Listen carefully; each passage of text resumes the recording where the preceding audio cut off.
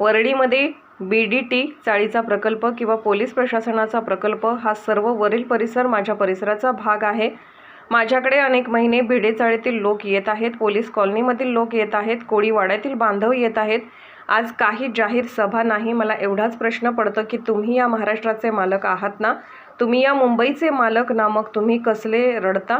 बाहेरच्या राज्यामधून लोक इथे येतात, इथे झोपडपट्ट्या बसवतात आणि फुकटात घर घेऊन जातात आणि याचं कारण म्हणजे तुम्ही योग्य वेळी योग्य ताकद दाखवली नाही। 5 वर्ष भांडणार आणि ऐन निवडणुकीच्या मोक्यावर तुम्ही घरानं गलत जाणार। बाहेरचे लोक येतात आणि त्यांची डबेगिरी सुरू होते आणि त्यांच्या म्हणण्यानुसार त्यांना गोष्टी मिळतात। पांढरा कुर्ला कॉम्प्लेक्समध्ये साधारण 20 वर्षापूर्वी तिथल्या अनधिकृत झोपडपट्टी धारकांना ऑफर होती की एक घर मिळेल किंवा 1 कोटी रुपये मिळतील अशी ऑफर होती। मला लगेच सगळेजण सुरू झाले या सरकारवरती टीका करण्यासाठी आणि याच्यावरती पिकाचा बलात्कार कसे काय होतं। अहो, दरवर्षी गेले अनेक वर्ष सुरू आहे, दरवर्षी या महाराष्ट्रामध्ये साधारणपणे बलात्काराचं प्रमाण दरवर्षी 3-3 ते 4-4 हजार आहे। एक काय घेऊन बसलाय तुम्ही? आणि हा गव्हर्नमेंटचा आकडा सांगतोय मी, सरकारी आकडा सांगतोय मी। त्या दिवशी नागपूरच्या पत्रकार परिषदेमध्ये मी वाचून दाखवले ते आकडे सगळे।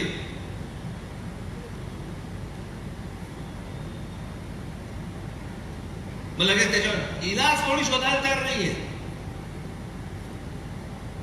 यांच्या सरकारमध्ये झालं की हे बोंब मारायला तयार, यांच्या सरकारमध्ये झालं की हे बोंब मारायला तयार।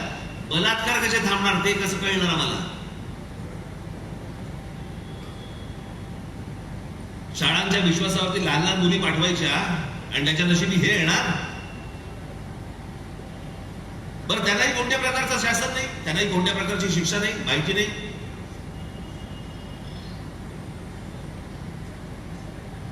याचं कारण तुम्हाला फक्त भरकटवत राहायचं, भरकटवत। मागे तो एक विषय काढला होता, अरबी समुद्रामध्ये छत्रपती शिवाजी महाराजांचा पुतळा।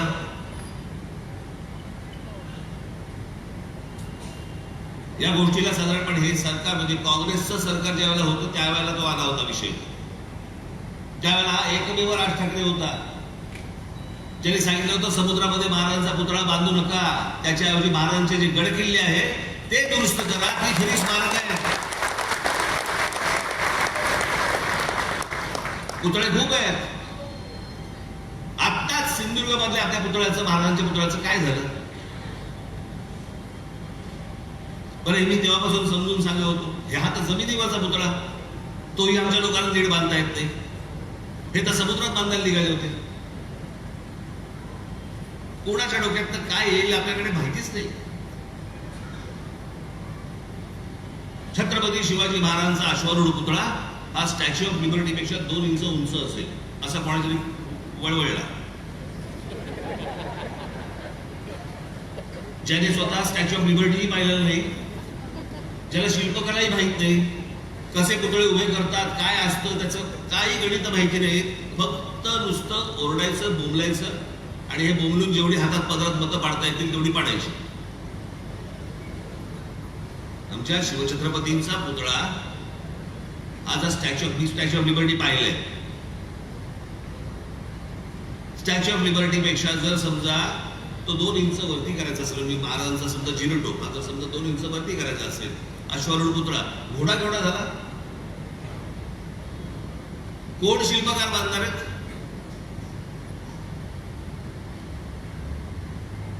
आणि ती जर जमीन समजा तुम्हाला समुद्रात बांधायचा असेल तो पुतळा, तर त्याच्यासाठी ती जमीन ज्याला आपण रेक्लेम करणं म्हणतो ना, पण भराव टाकणं,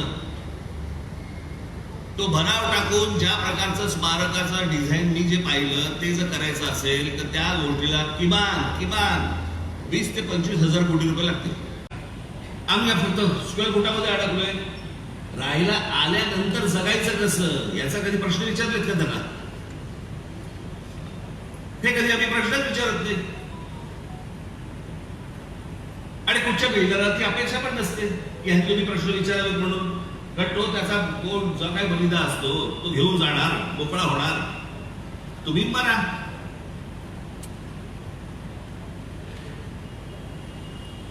आम्हीच प्रश्न विचारत नाही होत। तुमची स्वतःची हक्काची जमीन तुम्ही देत असताना समोरच्याला डेव्हलप करायला तुम्ही प्रश्न विचारत नाही आहात. सुरुवातीला येऊन गोड गोड बोलून जातात, त्यातले काही अर्धी बाकी इतर ठिकाणी जातात, अर्धी या ठिकाणी जातात, आणि हेच त्या लोकांना हवं असतं. बिल्डर सारख्या नावाच्या जे काही अवलादी असतात ना, त्यांना हेच हवं असतं. जेवढी तुमच्यात फूट पडेल तेवढी त्यांना अपेक्षितच असते. आणि त्याच्यामध्ये मग काय राजकारणी तर आहेतच बसलेले सगळेजण.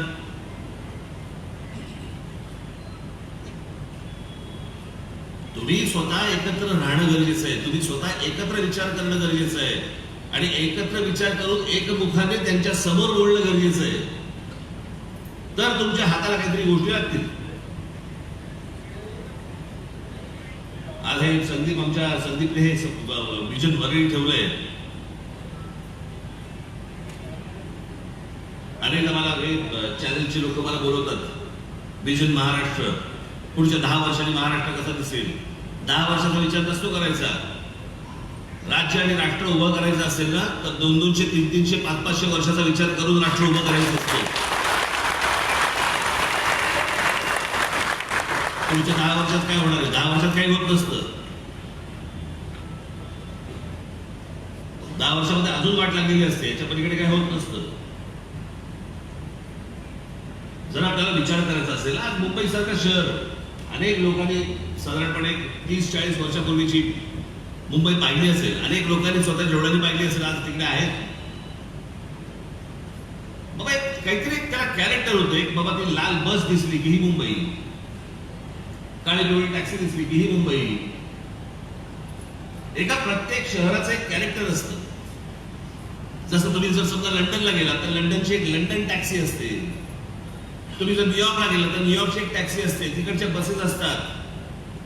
प्रत्येक शहराचं एक कॅरेक्टर असतं, कॅरेक्टर.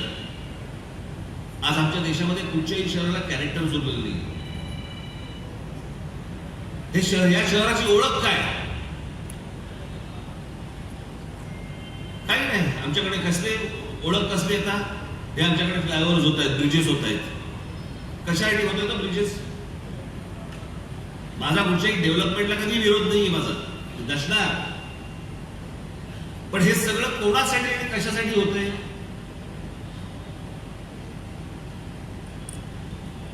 हे आता आगगावाला बसलेच आहे तिकडे, कारण मूळ विषय समजून घ्यायचाच नाही आमच्याकडे.